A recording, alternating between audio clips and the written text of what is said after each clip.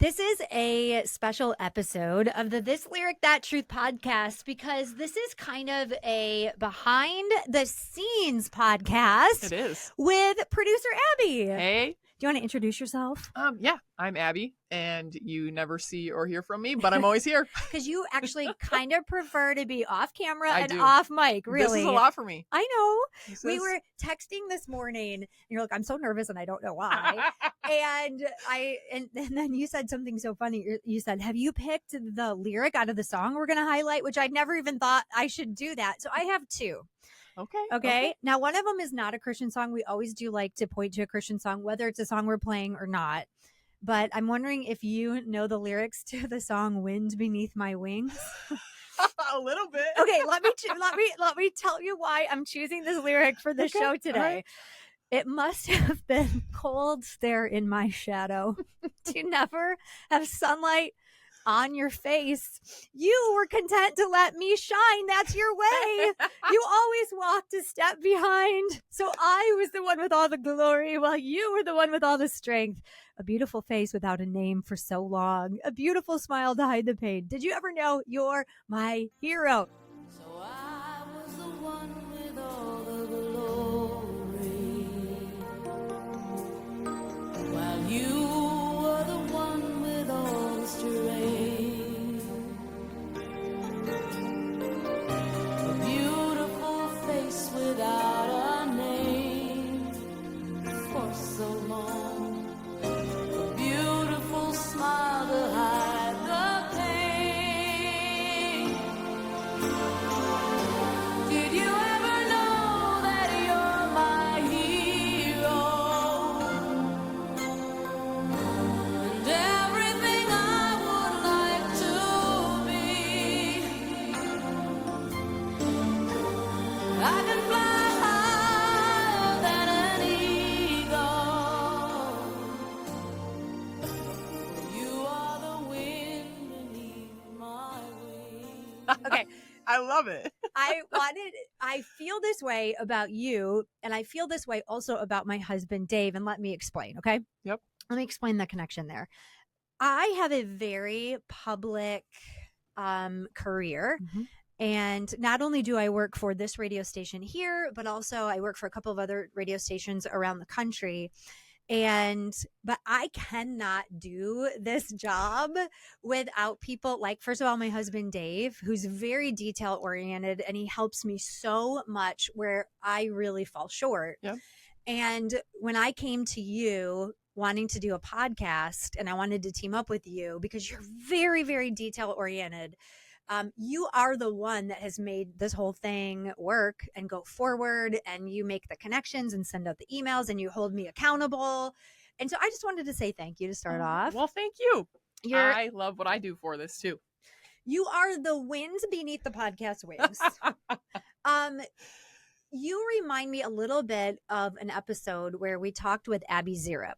Yeah. Now, she's been a guest now 2 times on the podcast, and she also is super organized. Do you remember her talking about the fact that she writes everything out in that calendar of hers? Yes, and if you saw my calendar, you would die. You're the same way? Yes. So my calendar, like my work calendar, is certain colors mean I have to be there at a certain time, and everything else is what I have to do that day. And I change the color when I'm done. So there were probably 20 things. One of them said set up for podcast. And once I did it, I changed it to a different color. You did? Mm-hmm. And then there was a different color that said at this time we're recording this podcast. Is that why I got a little cute invitation that came on my email with my calendar? Yep. And I moved it today because we moved it. So yeah, that's exactly it. So I was like, yes, go girl, you go. When she was talking. you were cut from the same cloth. Yep. I am so chaotic. I wish, here's what I've been thinking about lately. I want to be more like that. I don't naturally have that bent at all, but you can learn things. Yeah. And I would say like, because around here, people are always like, well, will you remember this? Because you always remember.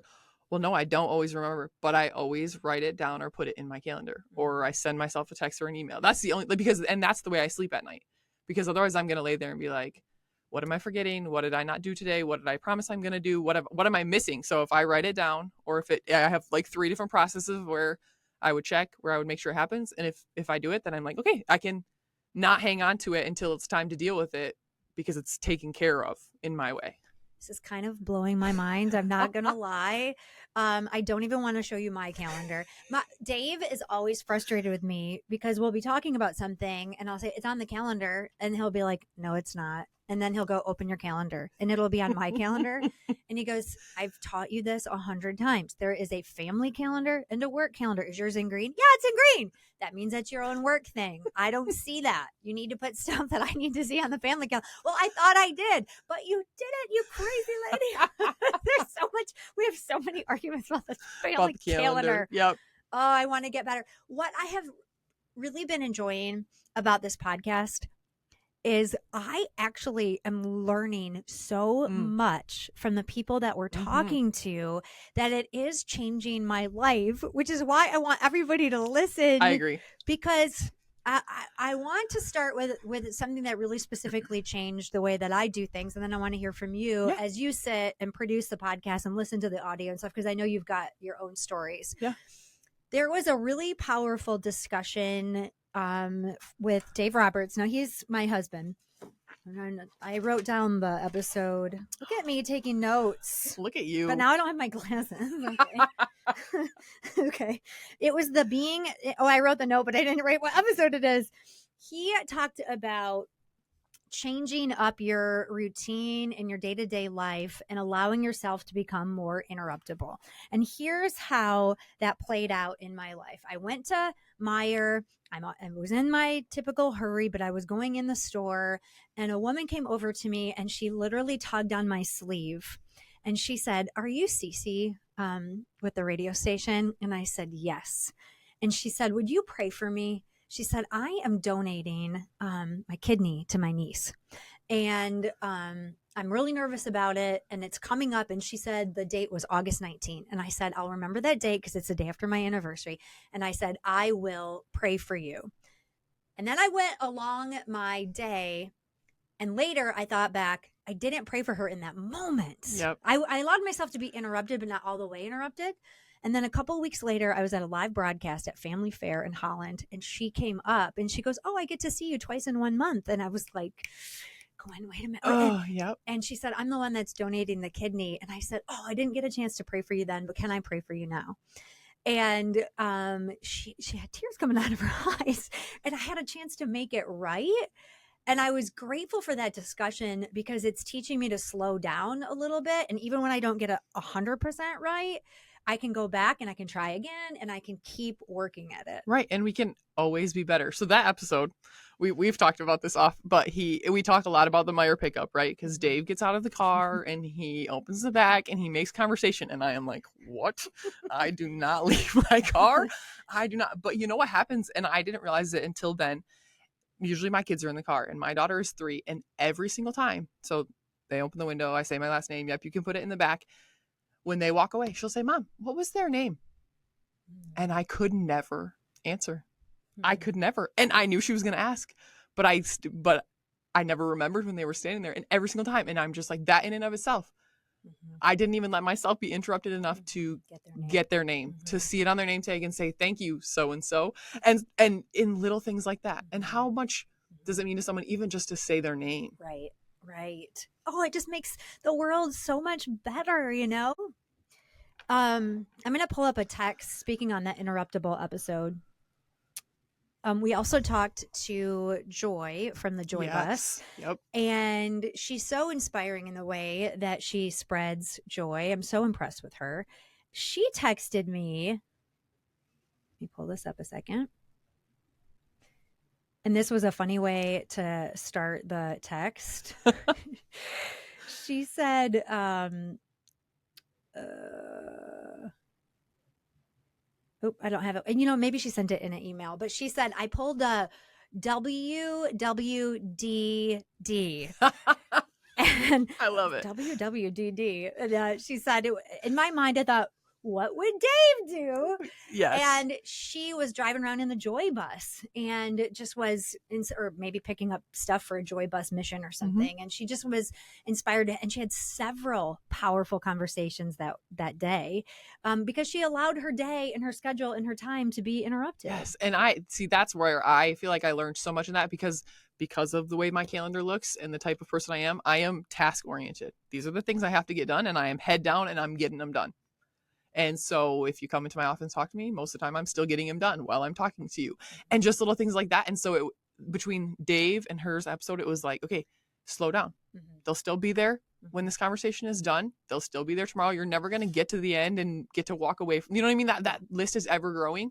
And so where can I stop and give people more attention, or take that conversation or that interaction and take it one step farther to make it more intentional, to feed into that person or something like that. And just know that it's not always about just getting everything done as fast as I possibly can. Because Dave asked, when you guys were talking, Dave asked, why do you think you're always in a hurry? Right? I can specifically remember asking you, and I'm sitting by the camera going, I don't know.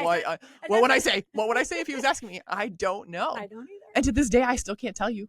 Why when I'm getting in the car, am I telling my 3-year-old, like, no, you can't buckle yourself. We have to go. We're not in a hurry. Just in every little thing, I'm always in a hurry. But why? The other day, I put a sticky note over the little clock on the upper right-hand corner of my laptop. And I said to myself, you have plenty of time. You have plenty of time. Don't race this clock. Yeah. You don't have to be anywhere.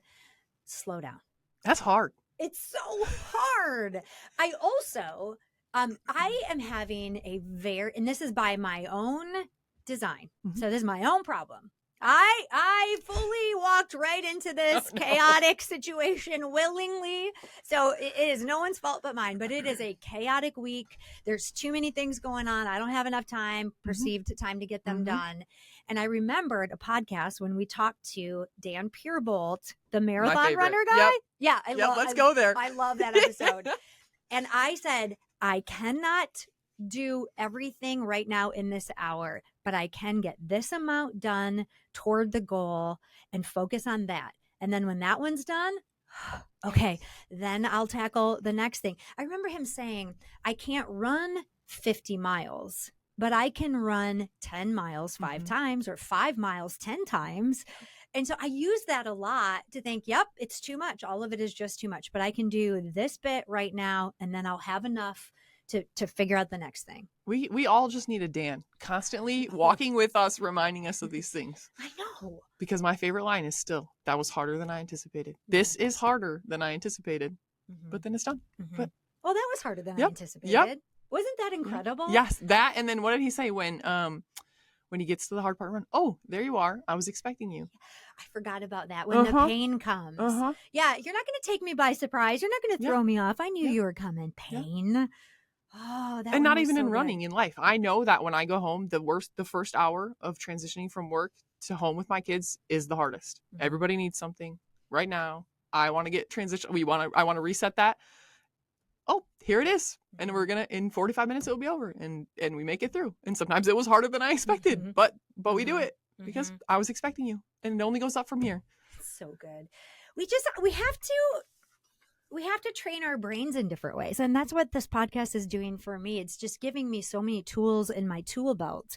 Last week's episode, we were talking with Abbi about a specific way that she prays for her kid. And she was praying over her son about a travel baseball team. And she just said, God, open the right door, close the wrong one. How simple is that? Open the right one, close the wrong one. He got on a team he was thrilled about. Obviously, that was the right one. A door closed on another one. That was the wrong one. I'm watching my son play football this week. He's disappointed because he's the center and he wants to be a different position.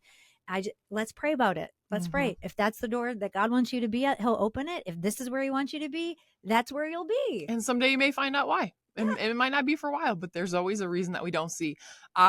Speaking of prayer, Abbi talked about it, but when Dave and Jody talked about prayer. So my calendar is a religious. I do all the things. I have one for home. I have one for work. But for some reason, I never thought to make the habit of prayer that way. And it took me a while to be comfortable with using that. So like, I even have written down some days, like, you need to check in with this person because they have this going on. or today's the day we bless some, you know what I mean? Like find somebody to do this and do that. And that took a little bit to like, it doesn't diminish what I'm doing by reminding myself, but for some reason I never had gotten there with prayer until she talked about setting alarms. It's the same, you know what I mean? It's that same concept. It's the same thing. She also talked about it, your prayer life and your prayer schedule and the way that it works for you in your brain. It doesn't have to look like how it does in mine. Right. I have a chaotic brain. You don't. Right. Mine's going to be a little more chaotic. And but that's okay. I don't have to be exactly like you, but I do have to work at it. Right. And I do have to put some effort and some time into my relationship with Jesus. Right. He's the constant. It's my responsibility to keep showing up because he's there waiting. It's on me to keep showing up in whatever way works for my life and my family and my schedule and all those things. Yeah. But there was a really cool testimony about that podcast, and somebody at Jody's son's school, they had listened to the podcast together, and their kids got inspired to set alarms on their phones to pray. And they were super disappointed when school picked back up again because they weren't allowed to bring their cell phones to school. Yep. And so I could cry talking about this. Their mom wrote them notes for their lunch boxes reminding them to pray at lunch. That is so cool. I know. And I love the way that people get creative like that. Like, what did Abby talk about in her first one? They hang class lists in their kids' rooms, right? And they pray over the class and the students in the class and the relationships with those students. And I'm like, wow, I would have never thought of that intentionality or to do it that way. But what a great way and what an example that you're setting for your kids and your family in that way. So cool. Another thing that just came up this week from the podcast, I was talking to someone who has a family member that is going through something really, really awful. And there is a lot of grief associated with it. This person didn't pass away, but it would be similar feelings of what happened. And so she sent a text, can you pray about this? And I don't know what to do. And I said, I don't know what to do either, but I do remember when we had Bethany France on the podcast and she had lost her husband. Do you remember what she said people did for her? They showed up, they held space for her. And I don't mean that in a woo-woo way. Yep. They didn't try to fix it, but they were just present. And that's all I texted her back is I said, just show up, just be there, just show up. Maybe throw her a couple of gift cards or something, but show up. And I feel like in the showing up, you'll be much more attuned to maybe those more tangible needs that might come up because you do show up, but half of the battle is just showing up for people. And I feel like in general, that's where the world lacks these days, right? Because we can keep a step back with technology and not necessarily just keep showing up. We tend to pull away from that and what a message it sends to show up in all of it for somebody. We also, and I still have this instinct, even after listening to that Bethany France podcast, let me know if you need anything. Sorry about your grief. Let me know if you need anything. Yep. you know?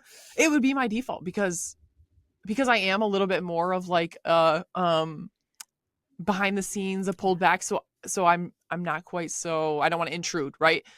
Because like the Meyer thing, in my mind, if I get out and I am by the trunk, I'm in your way. You just want to do your job. Well, that's not necessarily the case, but because that's my tendency, that's how I treat other people. So let me know because I don't want to be in your way. Yeah. But they don't have the capacity to let you know most of the time. Right.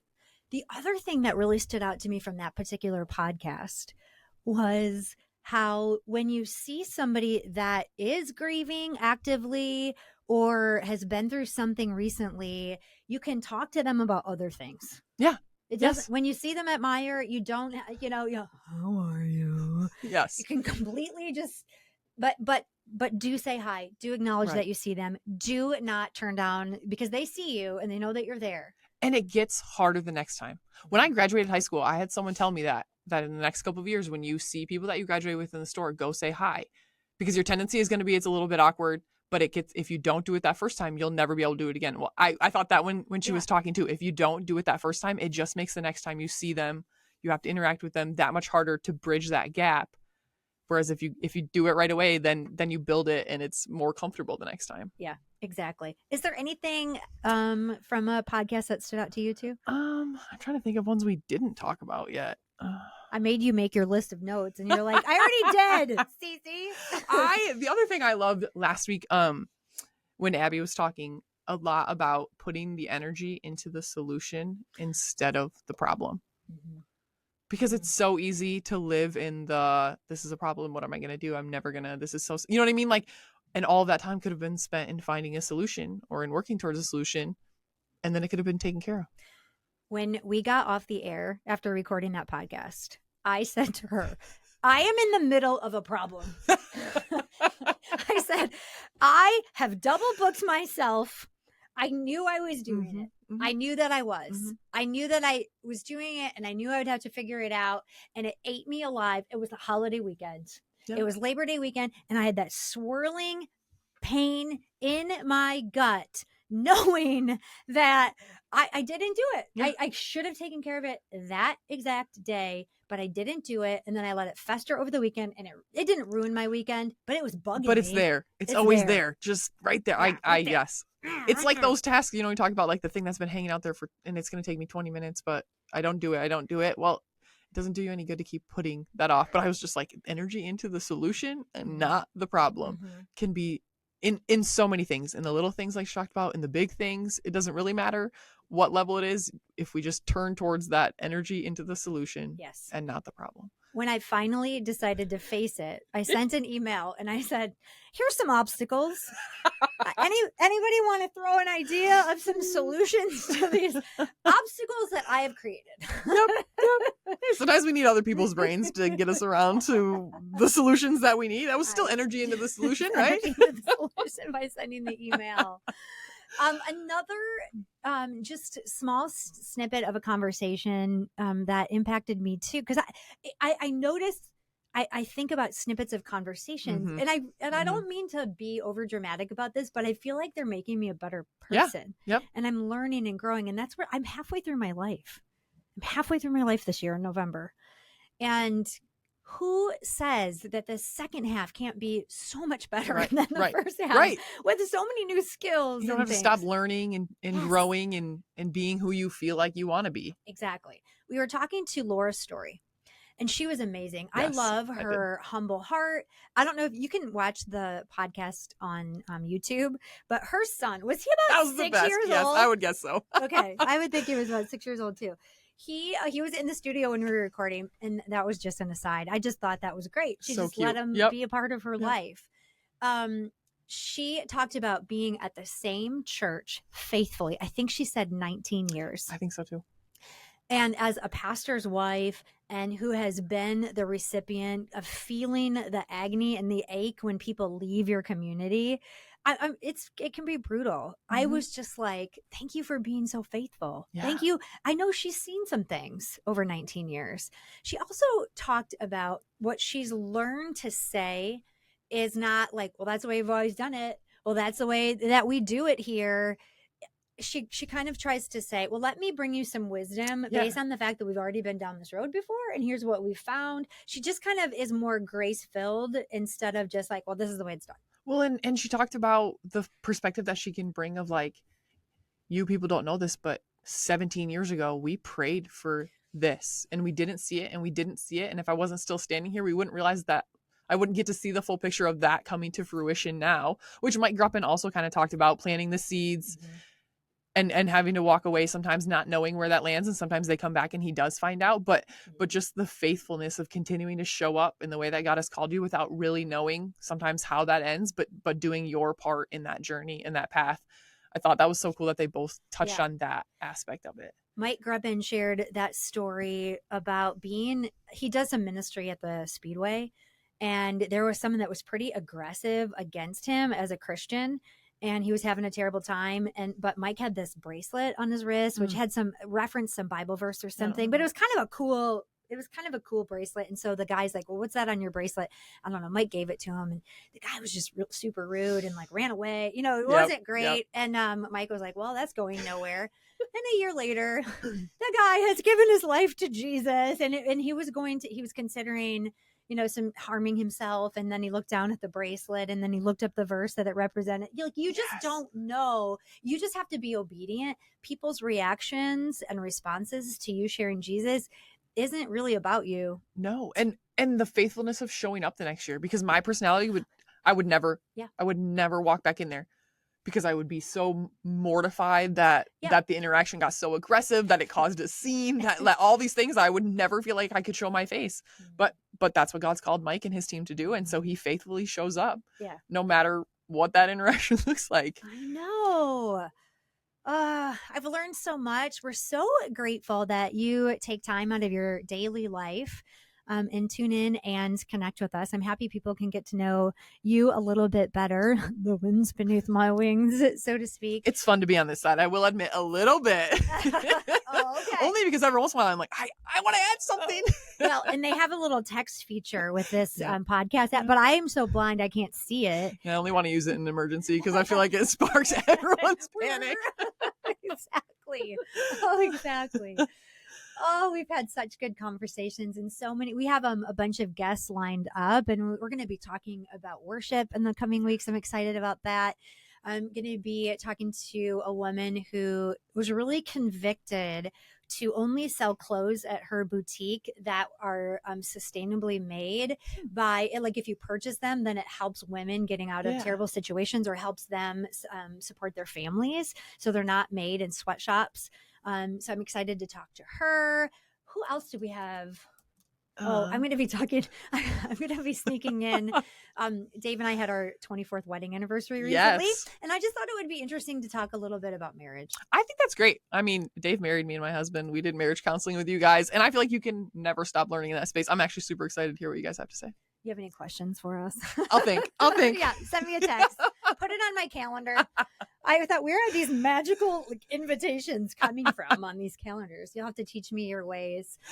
Oh, goodness. If you ever have an idea of someone that you think would make a great podcast guest, Abby, why don't you give them your very organized email address? So it's Abbi, but it's ABBI at joy99.com. And I'd add to that, if you want to share a story about it, one of the episodes that's already aired and what you've learned from it or how it's changed your life, I'll take those emails too.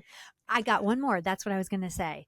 I have a friend, Tabitha, and she texted us how inspired she was. And this was, again, back at that Abbi Zero Up, the first episode, about her son made a travel baseball team, and she wasn't really looking forward to it because they're a family that really camps and connects that way in the summer.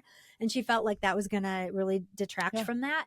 But what she did is make it a mission to connect with other moms. She goes on like prayer walks with some of these moms, and she just decided, I'm going to make the best of this. I'm going to be Jesus wherever I am. And it changed her life too. I have an author, which I'm working on, hopefully getting on here, but and I'm sure other people say, be where your feet are. So this is where I am right now. And I'm going to be here in the best way that I can because I have no choice but to be here. Right. So be where your feet are. I love that. Abby, did you ever know that you're my hero? You're everything I wish I could be. Thanks for helping me fly higher than an eagle. Anytime. I think it's worse than someone singing happy birthday to you.